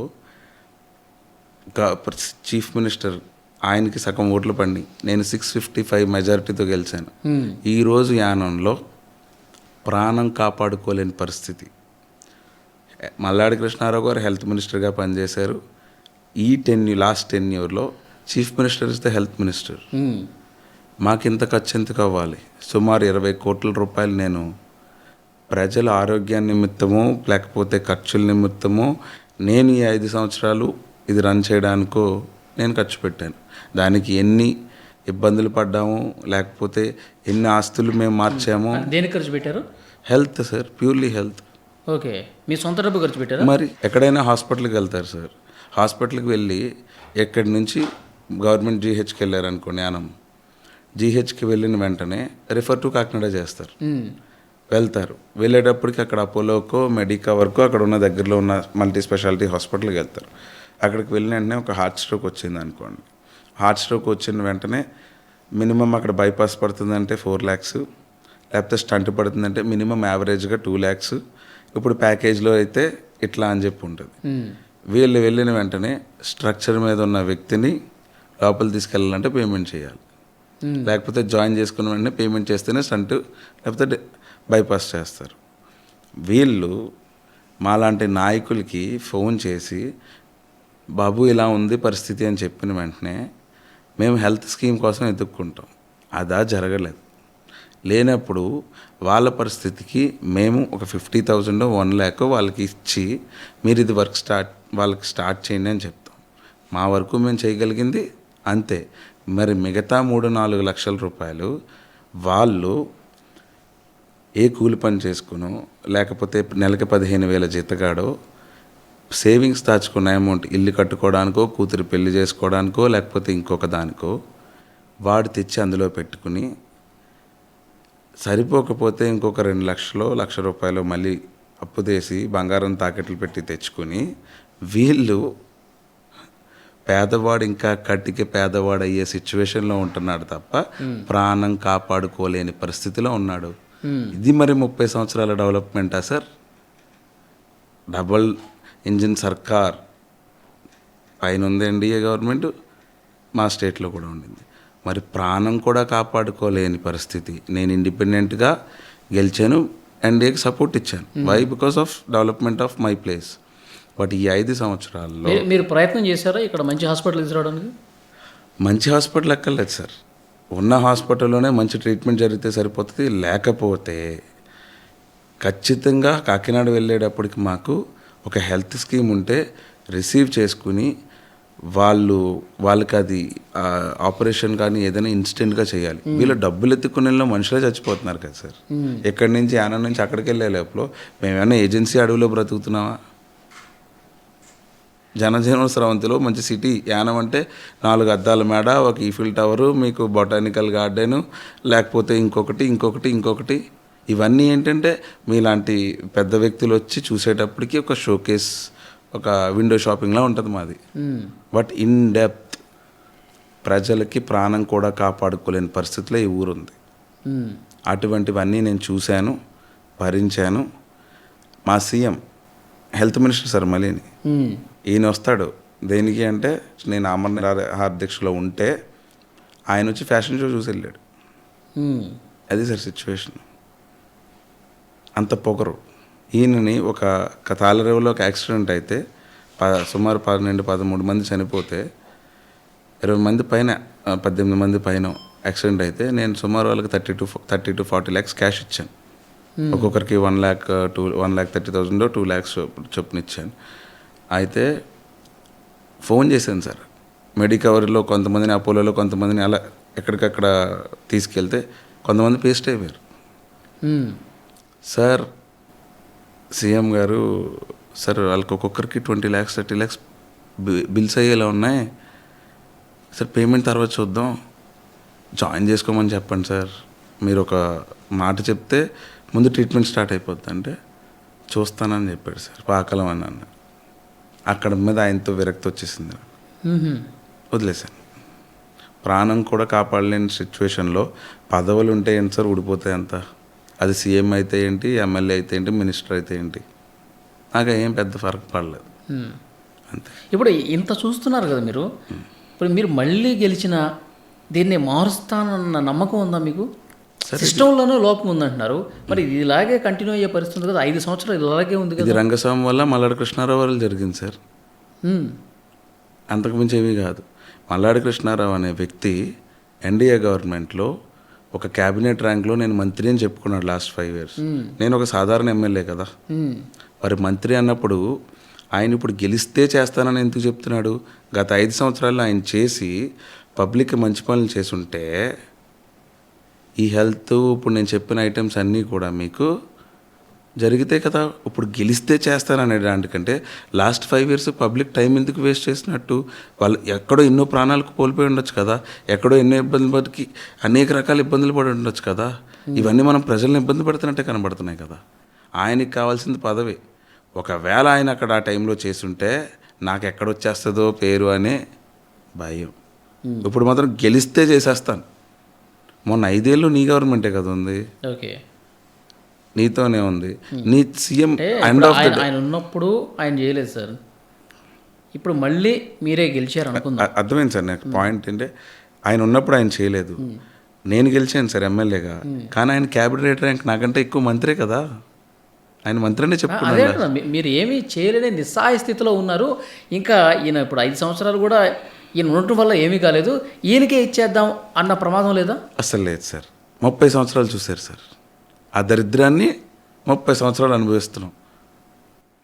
ఆయన 25 ఏళ్ళ పాలన, నా 5 ఏళ్ళు కూడా ఆయనే పాలించారు కాబట్టి ఈ దరిద్రం మాకు వద్దనుకుంటున్నారు సార్. ఇప్పుడు మీరు చెప్పినట్టుగా సీఎం సగం ఓట్లు వేయించుకున్నారు సార్, అది ఎందుకు మర్చిపోతున్నారు పాయింట్ మీరు?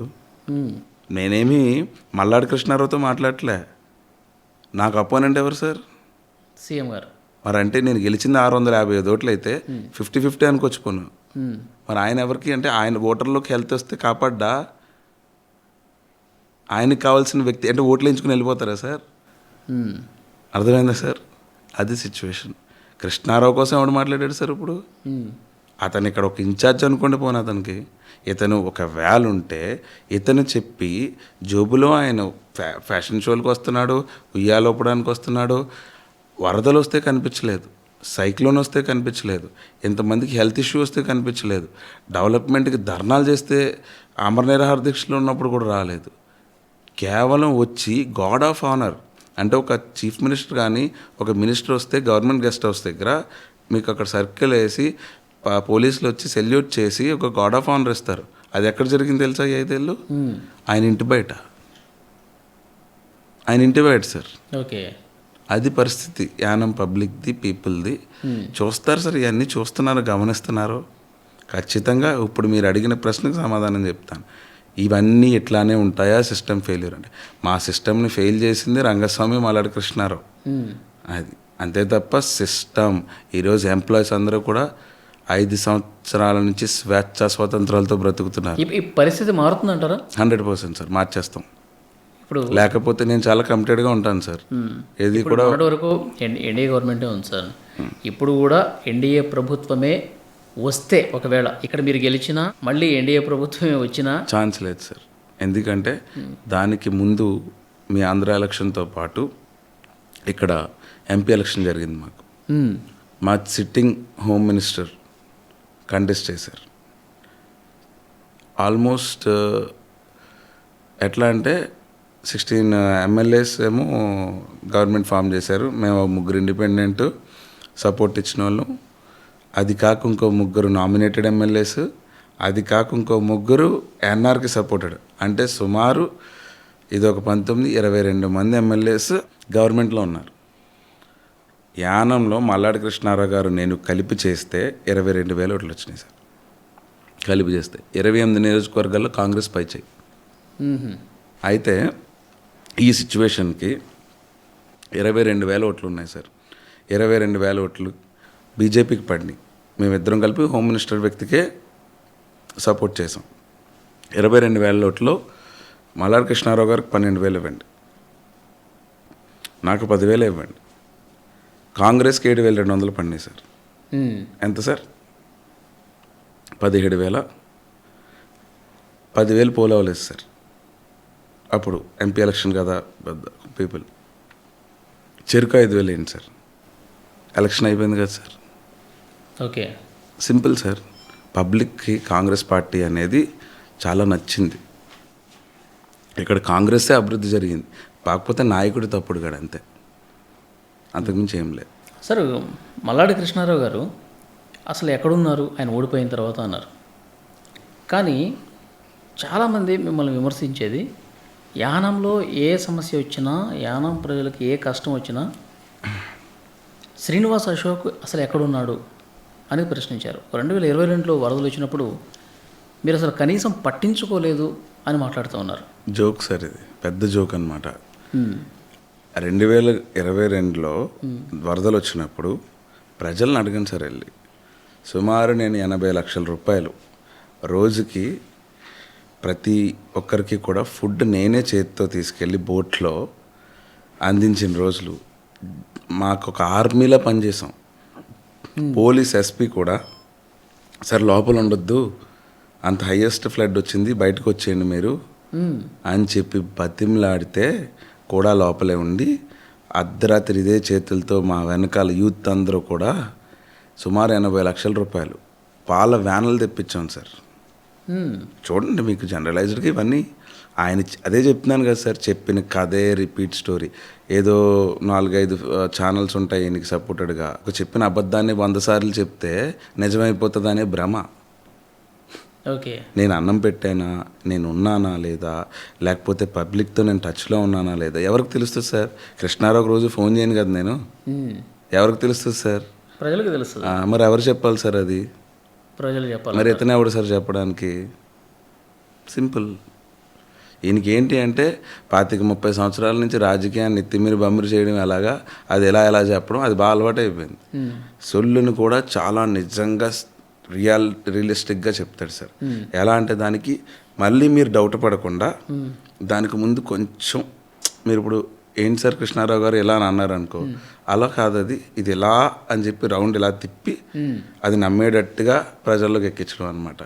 ఇవన్నీ చూసి టాలెంట్ సార్. అందుకే కదా, అందుకే 100% సార్. నాకు ఈ రోజు వరకు రాజకీయాల్లో కూడా అబద్ధం సొల్లు చెప్పకుండా ఉన్నానంటే ఐఎమ్ వెరీ హ్యాపీ సార్. అంటే మీకు ఇంకా రాజకీయం వంట పట్టినట్లేదు సరిగా, ఇంకా అవసరం పడలేదు సార్. ఎందుకు అంటే నా పక్కన ఉన్నది నిజంగా ఒక చతురతున్న రాజకీయ నాయకుడు అయితే అది పడేది. కానీ ఒక అసమర్థ నాయకుడు అనేది నా ఖచ్చితమైన నమ్మకం. ఎందుకంటే ప్రజలకు ఒక ప్రత్యామ్నాయం లేక, ఒక మంచి నాయకుడు దొరక్క, ఉన్న నాయకుడే చాలా గొప్పోడు అని ఫీల్ అయ్యి ఇన్ని రోజులు అతను చెప్పిందే నిజం అని చెప్పి ఒక వ్యక్తి పూజ చేస్తూ వచ్చేసారు ఇప్పటి వరకు. మీ మీద ఇంకొక విమర్శ, మీరు ఇల్లు కట్టుకున్నారు, ఎన్నికల ప్రచార సమయంలో అంటే మీరు గెలిచే ముందు వీళ్ళందరికీ ఇళ్ల పట్టాలు ఇస్తాను, మీకు ఇళ్ల పట్టాలు ఇచ్చే మీ గృహప్రవేశాలు అయిన తర్వాతే నేను ఇల్లు కట్టుకుంటానని చెప్పారు. కానీ వాళ్ళకి ఇళ్ల పట్టాలు ఇవ్వలేదు, వాళ్ళ గృహప్రవేశాలు కాలేదు, కానీ మీరు మాత్రం ఇల్లు కట్టేసుకున్నారు, మీరు ఇంట్లో ఉంటున్నారు. ఇది ఎంతవరకు సమంజసం అని కొంతమంది ప్రశ్నిస్తూ ఉన్నారు. లేదు సార్, మీరు అన్న పాయింట్ నిజమే, నేను ఆ మాట అన్నాను.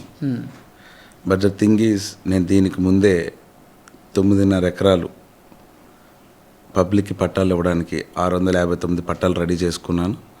దానికి నేను గవర్నమెంట్కి రిజిస్ట్రేషన్ చేయాలి ఇది అని చెప్పి గవర్నర్ గారి దగ్గరికి అందరి దగ్గరికి పట్టా కమిటీ మీటింగ్ పెట్టండి సార్. మీటింగ్ పెడితే యానంలో చాలా చోట్ల ఆల్రెడీ ఎంక్రోచ్డ్ ల్యాండ్, అంటే ఆల్రెడీ ఇల్లులు కట్టేసుకుని ఉన్నారు కొంతమంది. ఓకే, వాటికి మనం పట్టాలు ఇవ్వాలి అంటే నేను ఇచ్చేవి కాదు సార్. ఆల్రెడీ 600-700 పట్టాలు రెడీ అయిపోయి వాళ్ళు కట్టేసుకుని వాళ్ళ సొంత డబ్బులతో వాళ్ళు ఉంటున్నారు. ముందు వాళ్ళకి పట్టా అప్పు చెప్తే వాళ్ళు హ్యాపీ ఫీల్ అవుతారు. ఓకే, అలా 600-700 మంది ఉంటారు సార్. ఆ మీటింగ్లో ఫస్ట్ అది క్లోజ్ చేసి తర్వాత వేకెంట్ ల్యాండ్స్ ఎక్కడున్నాయి అని చూసి, గవర్నమెంట్ వేకెంట్ ల్యాండ్స్ ఒక చోట 4 acres ఉంది, ఒక చోట 2.5 acres ఉంది, నాకు తెలిసిన అలా చాలా చోట్ల ఉన్నాయి. ఇవి వాళ్ళు ఒకవేళ ఇవ్వలేరు, ఖచ్చితంగా ఈ గవర్నమెంట్లో నాకు జరగనివ్వడు, ఈ మీటింగ్ ఒకటి కండక్ట్ చేస్తే నేను ఈ ల్యాండ్ ఆఫ్ 9.5 acres నేను ఇద్దాం గవర్నమెంట్కి. నేను ఇప్పుడు నా పేరు మీద రాసుకుని నా పేరు మీద నుంచి అక్కడికి అవసరం లేదు కదా సార్. నేను ఎవరి దగ్గర అయితే మాట్లాడి ఇస్తాం అనుకుంటున్నానో వాళ్ళ నుంచి డైరెక్ట్ గవర్నమెంట్కి ట్రాన్స్ఫర్ చేపిస్తే వాళ్ళు దాన్ని జీరో చేసి ఒక పట్టా తయారు చేసి ఆ 659 మెంబర్స్కి వాళ్ళు ఇవ్వాలి. ఎవరు ఇవ్వాలి సార్? ఇది ల్యాండ్ ఇలా ఒక చిన్న బ్లాక్ గీసేసి ఇక్కడ మీరు కట్టుకోండి అంటే వాళ్ళు ఎలా కట్టుకుంటారు? దానికి ఎలా ఇస్తారు సార్? అది హౌస్ లోన్స్ రావు, ఏమీ రావు. గవర్నమెంట్ ఎప్పుడు కూడా ఒక పట్టా ఇచ్చింది అంటే వాళ్ళు పట్టుకెళ్ళి దాన్ని హౌస్ లోన్ పెట్టుకుంటారు, లేకపోతే అప్లికేషన్ పెట్టుకుంటారు, చాలా ఉంటాయి కదా, కరెంట్ కావాలి, ఇవన్నీ. ఏమీ లేని ల్యాండ్ వాళ్ళకి ఎలా ఇచ్చేస్తారు? అది కూడా ఆపింది ఈయనే మల్లాడి కృష్ణారావు గారే. కేవలం రిజిస్ట్రేషన్స్ జరగకుండా ఒక 6 months ముందు నుంచే స్లోగా క్లోజ్ చేశారు. ఆ పట్టా కమిటీ మీటింగ్ సరే, మీరు అన్న పాయింట్కి కూడా వద్దాం. నేను ఇప్పటికే గవర్నమెంట్కి రిజిస్ట్రేషన్ చేసేస్తాను సార్. నేను ఎవరి చుట్టూరు తిరగను సార్, గవర్నమెంట్ చుట్టూరు తిరగనా? ఇదే గవర్నమెంట్లో ఆయన ఉన్నప్పుడు నేను ఇద్దాం అనుకున్న ల్యాండ్ గవర్నమెంట్కి రాస్తే ఎవరు వెనకాల తిరగను? మల్లాడి కృష్ణారావు వెనకాల తిరగనా? అట్లానే ఒక మెల్లం సుబ్బారావు గారు అని చెప్పి దర్యాల తెప్పారు అనే గ్రామంలో చనిపోతూ ఆయన ఒక 50-70 పట్టాలు ఇచ్చాడు. ఆ చుట్టుపక్కల వాళ్ళ చుట్టాలకి, వాళ్ళ ఇది ఆయన ల్యాండ్ అది. ఇప్పుడు వచ్చి రిజిస్ట్రేషన్ అవ్వాలి. ఆయన ఇచ్చింది 2019 కరోనా టైంలో. అతను దేవనప్పుడు నన్ను అవనిస్తాడా సార్? Okay, simple sir. ప్రతి దానికి నిజానికి ఇక్కడ ఏమీ ఇదేం డోకా ఏం లేదు. కేవలం ఏంటి అంటే ప్రతిదానికి కృష్ణారావు అడ్డుకుంటున్నాడు అని చెప్తే అది తప్పించుకున్నట్టు అర్థం చేసుకోలేరా? సార్ దానికి ఆయన మీద నెట్టేసి ఈయన చాలా నాజుగ్గా తప్పించుకుంటున్నాడు అన్న ప్రమాదం రాదు? లేదు సార్, యాక్చువల్లీ ఎందుకంటే ప్రజలు నమ్ముతున్నారంటే 100% సార్. ఎందుకంటే ఆఫ్టర్ ఆల్ పెన్షన్కి, ఆఫ్టర్ ఆల్ చిన్న పనులకే ఆయన ఇట్లాంటి స్టోరీ నడుపుకుంటూ వచ్చాడు. పట్టాలు ఎప్పుడు ఇచ్చాడు సార్? ఎప్పుడో వెల్గా రాజేశ్వరరావు గారు ఉన్న టైం, అంటే 96కి ముందు ఆయన పట్టాలు ఇచ్చారు. కొంతమందికి ఈ మధ్యలో వాళ్ళకి కావాల్సిన వాళ్ళకి ఏదో ఇచ్చుకున్నాడు. నార్మల్గా నిజంగా కట్టుక పేదోడు ఎవరైతే అద్దెంట్లో ఉండి వాళ్ళకి గడవదు కూడా, అలాంటి వాళ్ళకి ఏమి ఇవ్వలేదు సార్. బయట నుంచి తీసుకొచ్చి ఓటర్స్గా మార్చుకుందాం అన్న వాళ్ళకి డూప్లికేట్ ఓటర్స్ని ఎక్కించి వాళ్ళకి ఇచ్చాడు. జాబ్స్ కూడా వాళ్ళకి వేసాడు. అతని కింద ఉన్న నాయకులకి ఒక ఇంట్లో 3 ఉద్యోగాలు. మీకు అర్థమైందా సార్? ఇది చాలా సింపుల్. నేను ఇది కాదు అనుకుంటే, మీరు అన్నవి చెప్పిన అన్ని నిజాలైతే ఒక సీఎం అనే వ్యక్తి మీద నేను ఎలా గెలుస్తాను చెప్పండి? ఇదే మల్లాడి కృష్ణారావు జగన్ గారి ప్రమాణ స్వీకార సభలో 2 లక్షల జనాభా ముందు నేను రాజకీయాలకు స్వస్తి పలుకుతున్నాను, మీ పాదసేవ చేసుకుంటాను అన్న వ్యక్తి ఈరోజు వచ్చి పోటీ చేస్తుంటే మీరు అన్నట్టు గుండె గీయించుకుంటాను, లేకపోతే తొడలు కొట్టుకుంటాను, లేకపోతే ఇవన్నీ అబద్ధపు సత్యపు మాటలు అని అంటున్నాడు కదా. అక్కడే మాట నిలబెట్టుకోలేని వ్యక్తి ఎన్ని అబద్ధాలు అంటారా? పోనీ నాదేమన్నా చూపించండి, అట్లా నేను నమ్ముతాను. 30 సంవత్సరాల నుంచి ఆయన కలుబోల మాటలు చెప్పుకుంటూ అది సోది ఇది సోది అన్నీ అనుభవించేస్తున్నారు సార్ ప్రజలు. నాకప్పుడు ఏంటి అంటే గెలిచిన రోజు కూడా ఫస్ట్ టైం 2021 అంత పెద్ద విక్టరీ వచ్చిన తర్వాత మీరు అన్నట్టు నేషనల్ వైడ్ నాకు ఒక ప్రొజెక్షన్ వచ్చిన తర్వాత ఈ విజయం గురించి ఒకసారి మాట్లాడదాం. మీరు అదృష్టవశాత్తు గెలిచాను అనుకుంటున్నారా, లేకపోతే నిజంగా ప్రజలు నన్ను నమ్మి ఏదో చేస్తానని చెప్పి చేశారు? ఖచ్చితంగా నమ్మే సార్, ఖచ్చితంగా. ఈరోజు ఇప్పటికీ కూడా మీరు ఎందాక అన్న ప్రశ్నలకి నాకేం అవసరం సార్ ఇందులో ఉండడం, ఇంత కష్టపడడం. నేను గెలిచాను, గెలిపించారు నా తండ్రి వల్ల, అక్కడ ఉన్న సిచ్యువేషన్ వల్ల. సీఎం గారు ఏమీ చేయట్లేదు, కృష్ణారావు ఏమీ చేయనివ్వట్లేదు అని చెప్పి నేను పక్కకి వెళ్ళిపోవచ్చు కదా. నన్ను క్వశ్చన్ చేసేవాళ్ళు ఎవరైనా ఉన్నారా? నిజమే కదా సార్, అది నన్ను క్వశ్చన్ చేసేవాళ్ళు ఎవరో లేరు కదా. రాజకీయాల నుంచి పక్కనకి వెళ్ళిపోవచ్చు కదా. ఆయన నన్ను అలా వెళ్ళిపోయేలా చేద్దామనేది ఆయన తాపత్రయం. కానీ నేను వెళ్ళను సార్, ఎందుకంటే నా చేత్తో నేను డబ్బులు పంచిపెట్టాను, నా చేత్తో నేను ఇచ్చాను, నాకు సాటిస్ఫాక్షన్ దానికి రాలే. నాకు ప్రభుత్వం నుంచి పని చేయిస్తేనే నాకు సాటిస్ఫాక్షన్ వస్తుంది. ఓకే, నేను రాజకీయాల్లో ఉండి చేతి నుంచి డబ్బులు ఖర్చు పెట్టే బదులు ఎన్జిఓ పెట్టుకోవచ్చు కదా సార్. నేను దానికి రాజకీయాలు ఎందుకు? సింపుల్గా నాకు ఇప్పుడు గెలుపోవటములకు సంబంధం లేకుండా మీరు ప్రజలతోనే ఉంటానంటారు. 100% సార్. గెలుస్తున్నాం కదా సార్, మళ్ళీ ఓటమనే పదం ఎందుకు సార్? నేను ఎందుకు అంత కాన్ఫిడెంట్? స్టార్టింగ్లో అన్నారు గెలుపు ఓటములు అన్నీ, అది రాజకీయాల్లో సర్వసాధారణం అన్నాను సార్. అదే బట్ ఇప్పుడు రాజకీయంలో ఒక అభ్యర్థిగా ఇప్పుడు నేను అదే చెప్తున్నాను సార్, ఇదంతా రాజకీయం 100% ఉంటాను సార్. సార్ ఇప్పుడు నేను గెలిచి కూడా మనం ఓడిపోయినట్టే కదా సార్ మరి. బట్ నేను గెలిచి ఓడిపోయిన దానికంటే అవమానాలు అనుభవించాను. ఇప్పుడు అవన్నీ కూడా ప్రజల ముందు పెట్టినా కూడా ప్రజలకు భయాందోళనలు ఆల్రెడీ నియంత పాలనలో వాళ్ళని క్రిటిసైజ్ చేసి హ్యూమిలియేట్ చేసి చాలా ఇబ్బంది పడుతున్న వైనం కాబట్టి నేను అవన్నీ చెప్పదలుచుకోలే. నాలో భరిస్తాను, నాలో ఉన్న ధైర్యాన్ని కాన్ఫిడెన్స్నే చూపిస్తాను. ఎందుకంటే నా కార్యకర్త అంతే బలంగా పనిచేయాలి. కిందున్న నా మీద నమ్మకం పెట్టుకున్న ప్రతి పేదవాడికి కూడా నేను మంచి చేయాలనే కాన్సెప్ట్లోనే ఉన్నాను తప్ప నా కష్టం నేను ఒక్కడిని భరించగలను సార్. నాకు సెల్ఫ్ కాన్ఫిడెన్స్, సెల్ఫ్ ఎస్టీమ్ ఉన్నాయి నాలో. ఓకే, ఇప్పుడు డైరెక్ట్గా మీరు కృష్ణారావు గారి మీద పోటీ చేస్తూ ఉన్నారు, భయం ఉందేమన్నా? అసలు సార్ ఆయన పోటీ చేసిన ప్రతి ఎన్నికల్లో గెలిచాడు ఆయన. మొన్న ఆయన రంగస్వామి గారిని నిలబెట్టారు, ఆయన మీద మీరు గెలిచారు. ఇప్పుడు నేరుగా కృష్ణారావే దిగుతున్నాడు. దీనికి ఇప్పుడు సమాధానం చెప్పమంటారా, మే 4 తర్వాత చెప్పమంటారా? మీ ఇష్టం సార్ చెప్పంటే. ఇప్పుడు నేను గెలుస్తున్నానంటే మళ్ళీ మీరు సెకండ్ ప్రశ్న ఓవర్ కాన్ఫిడెన్స్ అంటారు. ఆయన అలా అన్నాడు కదా అంటారు. మీకేం భయం లేదు అంటున్నా? చిన్నది కూడా లేదు సార్. సార్ నేను ప్రజల కోసం, ఇది నాకు అర్థం కాని ప్రశ్న ఏంటి అంటే లాస్ట్ ఎలక్షన్ టైంలోనే ఆయన 2021లో నేను కంటెస్ట్ చేస్తున్నప్పుడు మా ఇంటికి మా చిన్నాన్నగారికి కాల్ చేశాడు, చేయించి అశోక్ నామినేటెడ్ ఎమ్మెల్యే ఇప్పిస్తాను, ముందు క్యాబినెట్ ర్యాంక్ చైర్మన్ ఏదో ఇప్పిస్తానని ఒక వారం ముందు ఫోన్ చేశారంట. మళ్ళీ కరెక్ట్గా నేను ఇంట్లో భోజనం చేస్తుంటే ఫోన్ కాల్ వస్తే మా చిన్నాన్నగారికి ఎవరో వాళ్ళ మిత్రుడు ఎవరో ఫోన్ చేసి ఇలా కృష్ణారావు గారు అడగమన్నారు, నామినేటెడ్ ఎమ్మెల్యే ఇస్తాను అశోక్ని ఇంకా పక్కకి వెళ్ళమను. ఇంకా ఎలక్షన్కి వారం ఉంది.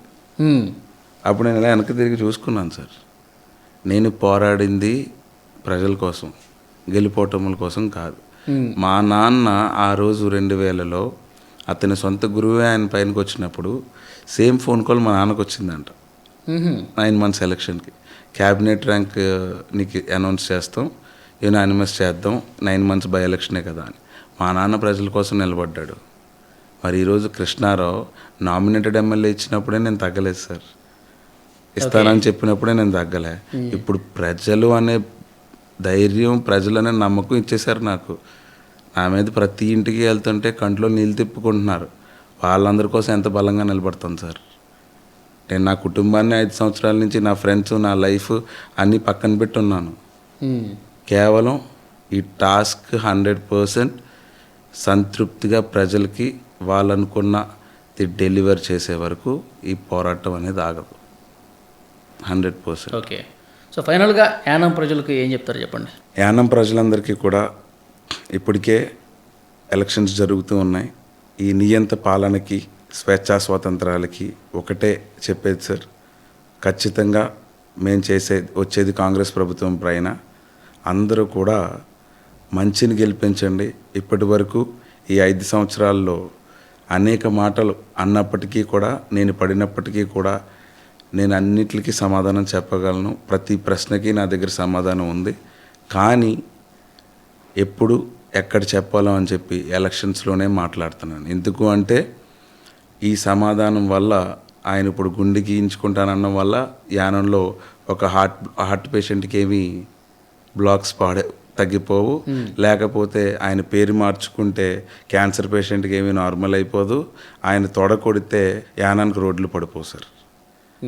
కేవలం మంచి జరగాలి, ఆ మంచి డెలివర్ అవ్వాలి అంతే. మీరు గెలిస్తే వాటికి డిమాండ్ చేస్తారా మీరు? ఎవరు సార్? గుండు గీయించుకుంటారా? ఆయన తండ్రి స్థాయి వ్యక్తిలో ఉన్నాడు అంటే ఆ వయసులో ఖచ్చితంగా ఆయన ఏదో ప్రేలాపనలు తప్ప ఏం సార్, ఏం సాధించాడు సార్ ఆయన 30 సంవత్సరాల రాజకీయ జీవితంలో? ప్రజల్ని మోసం, సరిగ్గా తిని కూడా ఉండడు, సరిగ్గా నిద్రపోయి ఉండడు. ఖచ్చితంగా ఒక అతను మొదలు కూడా మంచి మొదలు పెట్టుంటాడు ఖచ్చితంగా, కానీ చివరి అసలు బాగాలేదు సార్. అది ఆయన ఇప్పటికైనా తెలుసుకుని గౌరవంగా పక్కన తప్పుకుని ఉంటే, నా 5 ఏళ్ళు కూడా 2021లో నేను గెలిచిన తర్వాత ఆయన 5 years పాలనలో నాకు వదిలేసి నన్ను చేయనిచ్చి లాస్ట్ 1 year వచ్చి నేను ఎంతకంటే బాగా చేశాను అని అంటే ప్రజలే నన్ను, ఎందుకంటే 30 years డెవలప్మెంట్ ముందు 5 years డెవలప్మెంట్ ఎంతైనా తక్కువగానే కనబడుతుంది కదా అని చెప్పుకునే క్వశ్చన్ ఆయనలో ఆ క్వశ్చన్ అండ్ ఆన్సర్స్ ఆయన దగ్గర ఉన్నాయి. అయినప్పటికీ కూడా ఈ క్రిటిసైజేషన్స్, ఈ పొలిటికల్ ఎనిమిటీ, లేకపోతే పబ్లిక్ని ఇబ్బంది పెట్టడం, ఇవన్నీ ఎవరికి ఉపయోగం? ఇవన్నీ చేయడం వల్ల ప్రజలే చీకొడతారు 100%. నాకు ఇవన్నీ లేకపోయినా నేను వ్యాపారం చేసుకోగలను సార్, చదువుకున్నాను, జాబ్ చేసుకుని బతుకుతాను, డబ్బులు పోతే ఇందులో. కానీ దీనివల్ల ఎవరికి లాస్ అంటే నమ్ముకున్న ప్రజలు పాడైపోతారు తప్ప. సో నమ్ముకున్న ప్రజల కోసం పోరాటం చేసినప్పుడు వాళ్ళు ఆపుతున్నారు, వీళ్ళు ఆపుతున్నారు, సరే ఆపేవాళ్ళు ఆపుతారు, రాజకీయం చేసేవాళ్ళు చేస్తారు, వాళ్ళు ఉన్నదే దానికోసం. కానీ దాన్ని ఎదురెడ్డి బలంగా ధైర్యంగా ముందుకి పోరాటం చేయాలి. మీరు ప్రధానికి ఆయన అట్లా అడ్డుపడుతున్నాడు కాబట్టి, సిస్టమ్ సరిగా లేదు కాబట్టి ఇలా చెప్పుకోవటం వల్ల మీకు మైనస్ అవుతుంది, కానీ ప్లస్ ఎక్కడ? ఎవరు చెప్పారు సార్ పోరాడలేదని? మీరు ఫస్ట్ 3 years ఎప్పుడైనా చూసారా? అసెంబ్లీలో హంగర్ స్ట్రైక్ కూర్చున్నాను. ఒక్కసారి నా అసెంబ్లీ వీడియోస్ చూడండి. లాస్ట్ 1 year నేను మాట్లాడిన ఏ వీడియో బయటకు రాకుండా చేశారు సార్. ఫైటింగ్ అనే ఆప్షన్ చివరిలో ఎప్పుడు ఉంది సార్. సో మీ పోరాటం అనేది ప్రజలకు ఉంది. ఖచ్చితంగా ఆమర నిరాహార దీక్ష 5 రోజులు మంచినీళ్ళు తాగకుండా అనేది పోరాటం అంటారా మీరు? అదేమైనా సినిమాటిక్ స్టోరీ అంటారా? లేకపోతే ఖచ్చితంగా అసెంబ్లీలో అక్కడ కూర్చుని నాకు ఇప్పుడు జరుగుతున్న పనులు అక్కడే కూర్చుని మార్నింగ్ నుండి నైట్ వరకు నాకు ఇప్పుడు చేస్తారా చేయరా, లేకపోతే ఆమర నిరాహార దీక్షకి నేను ఉంటాను అని చెప్పి నేను చేశాను. ఇక్కడ అనేక పోరాటాలు చేసాం, ఖచ్చితంగా గొడవలు పడ్డాం, అన్నీ చేసాం.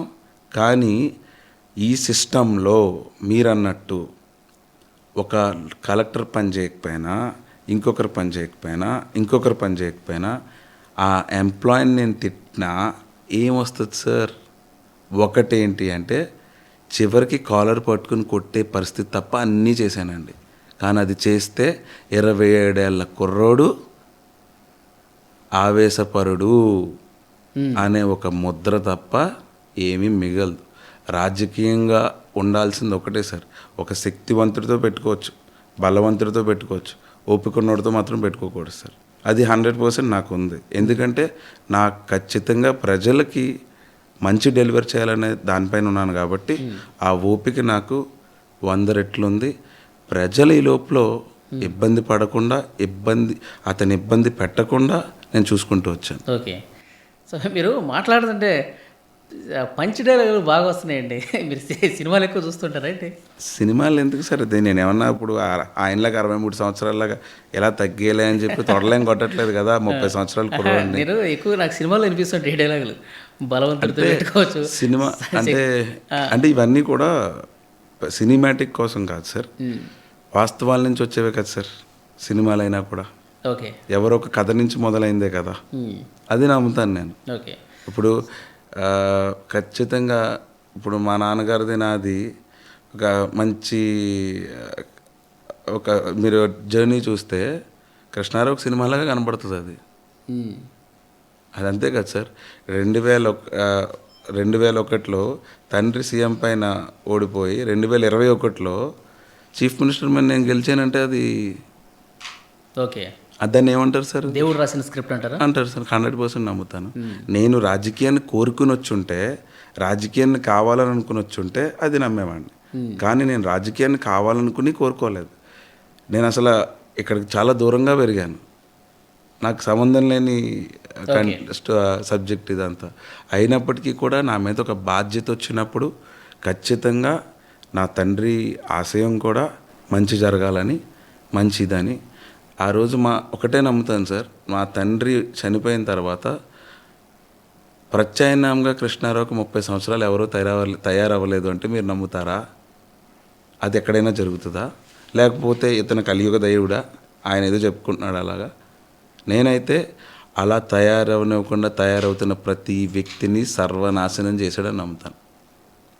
మొన్న సినిమాలో కాక ఈ స్టోరీ ఉంటే చూసారా, విలన్స్ ఇద్దరు నైట్ కలుస్తారు, అలా అన్నమాట. ఓకే, బట్ నేను అలా కాదు సార్. నాకు నన్ను ఎన్ని రకాలుగా ఇబ్బంది పెట్టినా, ఎన్ని కష్టాలు పెట్టినా దేనికైనా రెడీగా ఉన్నాను సార్. ఓకే, చూద్దాం సార్. మీరు కూడా చాలా కాన్ఫిడెంట్గానే కనిపిస్తూ ఉన్నారు, పోరాటం చేశారంటున్నారు. ప్రజలకి ఈ 5 ఏళ్ల కాలంలో ఎంత ఇబ్బంది పెట్టినా ఆ డెవలప్మెంట్లు, సంక్షేమ కార్యక్రమాలు చేశాను. 100%. ప్రజలకు ఆ విషయాలన్నీ కూడా తెలుసు అని చెప్తా ఉన్నారు. చూద్దాం, 9వ తారీఖు పోలింగ్ జరుగుతుంది.